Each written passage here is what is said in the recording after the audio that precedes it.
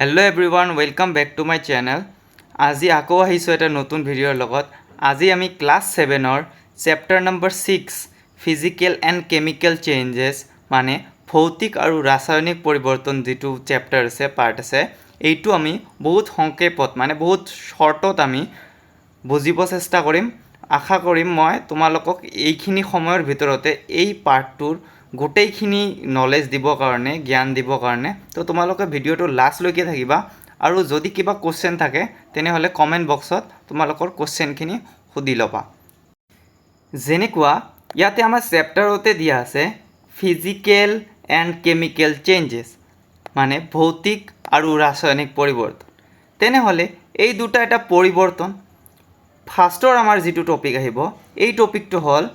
There are two types of changes মানে পৰিৱৰ্তনবোৰ দুই ধৰণৰ হয়। এই দুই ধৰণৰ কি হয় আমাৰ চেপ্টাৰৰ নামতে আছে। এটা হ'ল ফিজিকেল চেঞ্জেছ, এটা হ'ল কেমিকেল চেঞ্জেছ মানে এটা ভৌতিক পৰিৱৰ্তন আৰু এটা ৰাসায়নিক পৰিৱৰ্তন। তেনেহ'লে আমি এটা এটাকৈ বুজিব চেষ্টা কৰিম। ফিজিকেল চেঞ্জেছ মানে ভৌতিক পৰিৱৰ্তন কি আৰু কেমিকেল চেঞ্জেছ ৰাসায়নিক পৰিৱৰ্তন কি। ফাৰ্ষ্টত আহিছোঁ আমি ফিজিকেল চেঞ্জেছ, ঠিক আছে, ভৌতিক পৰিৱৰ্তন। তো ভৌতিক পৰিৱৰ্তনৰ ফাৰ্ষ্টত আমি ডেফিনিশ্যনটো ভালকৈ চাম। ফিজিকেল চেঞ্জেছ কি বস্তু, চেঞ্জেছ ফিজিকেল কি বস্তু, এইবোৰ চাম আমি। ফিজিকেল প্ৰপাৰ্টিজ মানে আমাৰ পদাৰ্থ যিবোৰ আছে, ভৌতিক পদাৰ্থ যিবোৰ আছে, physical properties of a substance are those characteristics of substance that describe its physical nature. মানে আমাৰ কি পদাৰ্থবোৰক ভৌতিক ধৰ্ম হ'ল কোনো পদাৰ্থৰ সেই বিশিষ্ট যিয়ে ইয়াৰ ভৌতিক প্ৰকৃতিৰ বৰ্ণনা কৰে। এতিয়া ভৌতিক প্ৰকৃতি বা ফিজিকেল নেচাৰ মানে কি, ফিজিকেল নেচাৰ বা ভৌতিক প্ৰকৃতি মানে কি, আমি কেনেকৈ গম পাম এটা পদাৰ্থৰ কোনবোৰ প্ৰকৃতি আছে যিবোৰ প্ৰকৃতিক আমি ভৌতিক প্ৰকৃতি বা ভৌতিক ফিজিকেল নেচাৰ বুলি ক'ম। এতিয়া আমি আহোঁ যে এই ভৌতিক প্ৰকৃতি যিবোৰ আছে এইবোৰ কি। ফৰ এক্সাম্পল কালাৰ ৰং এটা প্ৰকৃতি, ডেনচিটি ঘনত্ব এটা, আকৃতি মানে শ্বেপ এটা, তাৰপিছত আকাৰ আহিছে চাইজ, তাৰপিছত ভলিউম মানে আয়তন। এইবোৰ কিছুমান আমাৰ প্ৰপাৰ্টিজ মানে আমাৰ ধৰ্ম, যিবোৰ প্ৰকৃতি যিবোৰ আমি গম পাম যে এই যে আমাৰ কিটো আছে ছাবষ্টেন্সটো আছে মানে পদাৰ্থটো যে আছে, পদাৰ্থৰ যে প্ৰকৃতিবোৰ আছে কি প্ৰকৃতি, এইবোৰ ভৌতিক নে ৰাসায়নিক, ঠিক আছে। এতিয়া ভৌতিক আমি গম পালোঁ কি কি, size, shape, volume, density, colour মানে ৰং, তাৰপিছত তোমালোকৰ কি হয় ঘনত্ব, আকৃতি, আকাৰ, আয়তন এইবোৰ। এতিয়া ফিজিকেল চেঞ্জেছ কি বস্তু, ভৌতিক পৰিৱৰ্তন কি বস্তু। Physical changes is a change which occurs when there is an alteration in the physical properties of a substance মানে ভৌতিক পৰিৱৰ্তন হ'ল কোনো পদাৰ্থৰ ভৌতিক ধৰ্মৰ পৰিৱৰ্তন হ'লে হোৱা পৰিৱৰ্তন। মানে ভৌতিক পৰিৱৰ্তন তেতিয়া আমি ক'ব পাৰিম এটা পদাৰ্থৰ ভৌতিক পৰিৱৰ্তন যেতিয়া এটা পদাৰ্থৰ ৰঙৰ পৰিৱৰ্তন হ'ব, ঘনত্বৰ পৰিৱৰ্তন হ'ব, আকৃতিৰ পৰিৱৰ্তন হ'ব, আকাৰৰ পৰিৱৰ্তন হ'ব, নাইবা কি আমাৰ আয়তনৰ পৰিৱৰ্তন হ'ব। তেতিয়া আমি ক'ব পাৰোঁ এই পদাৰ্থটোৰ এই ছাবষ্টেন্সটোৰ কি হৈছে আমাৰ ফিজিকেল চেঞ্জেছ হৈছে মানে আমাৰ ভৌতিক পৰিৱৰ্তন হৈছে। তাৰপিছত ইয়াতে কি দিয়া আছে, the physical changes does not result in the formation of any new substances but can alter the shape and size of the existing substances এইটোৰ মানে হ'ল ভৌতিক পৰিৱৰ্তন ফলত কোনো নতুন পদাৰ্থ সৃষ্টি নহয়, বৰঞ্চ বৰ্তমান পদাৰ্থৰ আকৃতি আৰু আকাৰৰ সলনিহে হ'ব। মানে ইয়াতে কি বুজাইছে, যেতিয়া ফিজিকেল চেঞ্জেছ হ'ব মানে যেতিয়া ভৌতিক পৰিৱৰ্তন হ'ব তেতিয়া পদাৰ্থটোৰ কোনো নতুন পদাৰ্থ সৃষ্টি নহ'ব। এতিয়া তোমালোকে চোৱা আমাৰ ল' ওপৰত আইৰণৰ ওপৰত যেতিয়া মামৰে ধৰে, কিহে ধৰে, মামৰে ধৰে, মামৰ এটা কি হয় ব্লেক বস্তু এটা আহি কি ল'ৰ ওপৰত লাগি থাকে, এইটো কি আমাৰ ভৌতিক ধৰ্ম হ'ব, নহ'ব। কাৰণ কি মামৰ এটা নতুন পদাৰ্থ আহি কি হৈছে আমাৰ ল'ৰ ওপৰত জমা হৈছে। তো আমাৰ এনেকুৱা পৰিৱৰ্তন, এনেকুৱা চেঞ্জেছ, যিবোৰ চেঞ্জেছ কি হ'ব কেৱল ৰং আকৃতি আকাৰ এইবোৰৰ ওপৰত সলনি হ'ব তেতিয়াহে আমি এইটো কি ক'ব পাৰিম আমি ভৌতিক পৰিৱৰ্তন আমি ক'ব পাৰিম ঠিক আছে এতিয়া আমি আহোঁ কেমিকেল চেঞ্জেছ মানে আমাৰ ৰাসায়নিক ধৰ্ম ঠিক আছে এতিয়া the chemical properties of a substance are those characteristics of a substance that describe its chemical nature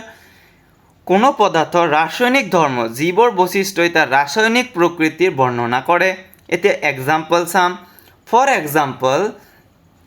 toxicity of a substance or how a substance reacts with other substance its chemical property মানে কি ইয়াৰ মানে হ'ল কোনো পদাৰ্থৰ বিষক্ৰিয়া বা কোনো পদাৰ্থ অন্য পদাৰ্থৰ সৈতে কেনেকৈ বিক্ৰিয়া কৰে সেই হ'ল ৰাসায়নিক ধৰ্ম মানে এটা বিক্ৰিয়া কি এতিয়া আমি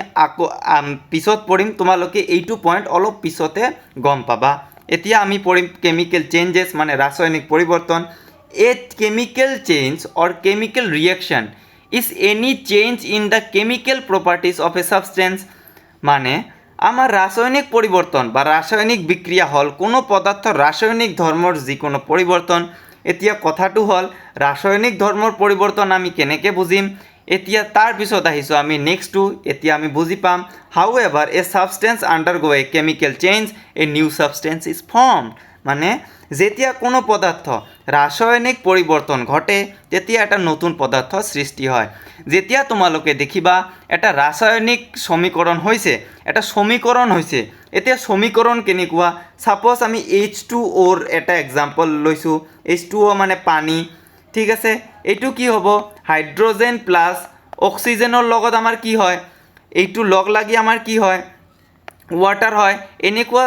এইটো যেটো আছে এইটো আমাৰ কি বুলি কোৱা হয় এটা ৰিয়েকশন বুলি কোৱা হয় ঠিক আছে ৰিয়েকশন মানে বিক্ৰিয়া বুলি কোৱা হয় মানে এনেকুৱা বিক্ৰিয়াত যদি নতুন এটা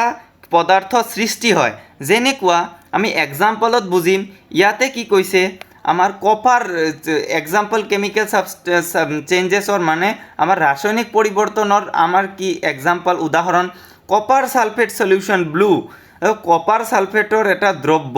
মানে কি যিটো ৰং কি আমাৰ কি ব্লু মানে কি আমাৰ নীলা আইৰন ইয়াতে স্পেলিংটো ভুল হৈছে আইৰন মানে আমাৰ কি হৈছে আইৰন আমাৰ কি লোৰ লগত যদি আমাৰ কি লোহাৰ লগত যদি কিহৰ বিক্ৰিয়া হয় কপাৰ সালফেট সলিউশনৰ কপাৰ সালফেটৰ দ্ৰব্যৰ আমাৰ কি হয় বিক্ৰিয়া হয় তেনেহলে কি উৎপন্ন হ'ব চোৱা নতুন এটা বস্তু উৎপন্ন পদাৰ্থ উৎপন্ন হ'ব দ্ৰব্য উৎপন্ন হ'ব এইটো হ'ব কি আইৰন সালফেট সলিউশন আইৰন সালফেটৰ কি হ'ব দ্ৰব্য হ'ব আৰু এইটোৰ ৰং কি হ'ব এইটোৰ ৰং আমাৰ হ'ব গ্ৰীন মানে সেউজীয়া আৰু লগতে কি উৎপন্ন হ'ব আমাৰ কি হ'ব কপাৰ হ'ব ঠিক আছে তোমালোকে তলত দেখা পাইছা এটা উদাহৰণ এটা পিকচাৰ আছে কপাৰ সালফেট সলিউশন এইটো কি আমাৰ নীলা ৰঙৰ এইটো যেতিয়া কি হ'ব ৰিয়েকশন হ'ব কিহৰ লগত আইৰণৰ লগত লোৰ লগত আইৰন ইয়াতে কত আছে ইয়াতে ব্লেড এখন দেখা পাইছা তোমালোকে এইটো যেতিয়া ৰিয়েক্ট হ'ব তেতিয়া আমাৰ কি হ'ব আইৰন সালফেট হ'ব ঠিক আছে এতিয়া নতুন পদাৰ্থ ইয়াতে সৃষ্টি হৈছে এইটো ৰিয়েকশনত মানে বিক্ৰিয়া তেনেহলে আমাৰ এইটো কি হ'ব এটা কেমিকেল চেঞ্জেছ মানে ৰাসায়নিক পৰিৱৰ্তন হ'ব এনেকুৱা বিভিন্ন ধৰণৰ তোমালোকে এক্সাম্পল দেখা পাবা যত কি হ'ব নতুন এটা পদাৰ্থ নতুন এটা দ্ৰব্যৰ সৃষ্টি হ'ব তোমালোকে যেতিয়াই দেখিবা এটা বিক্ৰিয়াত নতুন এটা পদাৰ্থ সৃষ্টি হৈছে তেতিয়া তোমালোকে গম পাবা এইটো কি চেঞ্জেছ কেমিকেল চেঞ্জেছ মানে ৰাসায়নিক পৰিৱৰ্তন আগবাঢ়িছোঁ এতিয়া নেক্সট টপিকটো হৈছে ৰাষ্টিং অফ আইৰন মানে আমাৰ লোৰ ওপৰত কি হয়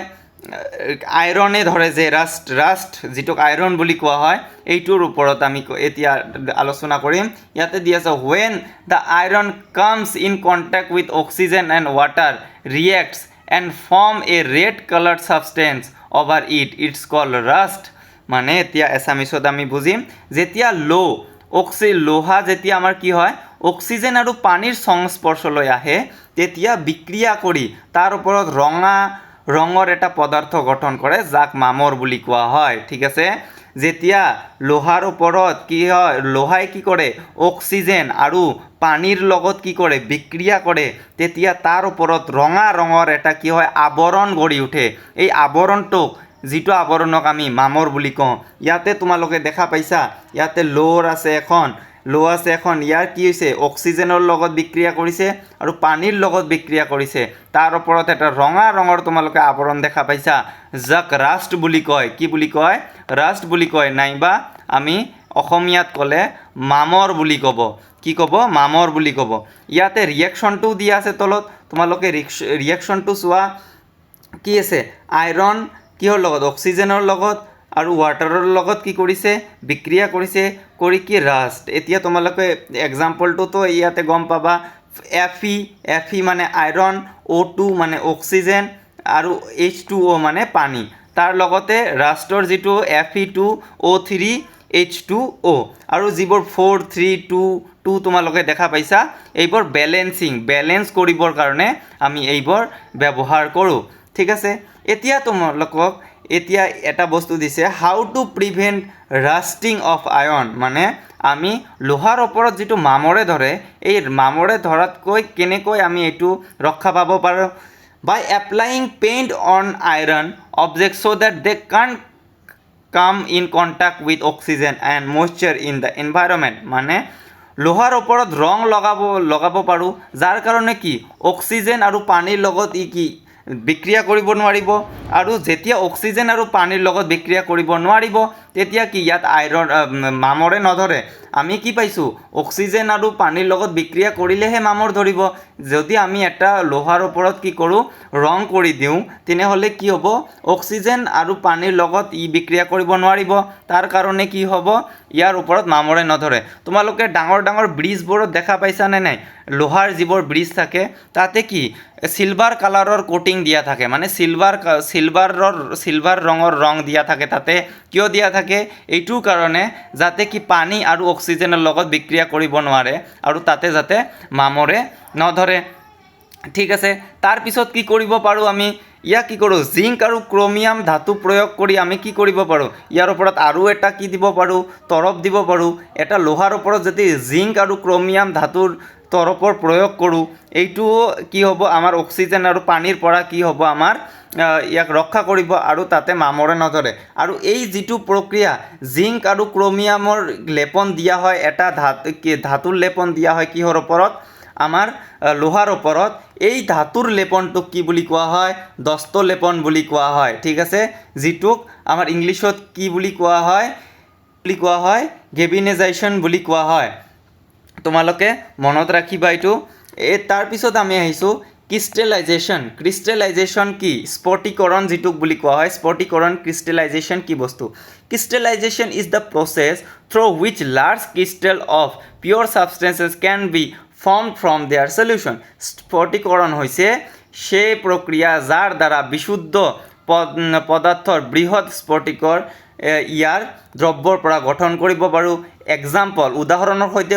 আমি এইটো বুজিব চেষ্টা কৰিম for example we can obtain the crystals of copper sulphate by boiling copper sulphate solution উদাহৰণস্বৰূপে আমি কি কৰিব পাৰোঁ আমি কপাৰ ছালফেটৰ দ্ৰব্য উতলাই মানে গৰম কৰি কি কৰিব পাৰোঁ ইয়াৰ কপাৰ ছালফেটৰ স্ফটিক লাভ কৰিব পাৰোঁ যেনেকুৱা তোমালোকে ইয়াতে ফটোত দেখা পাইছা ইয়াত কি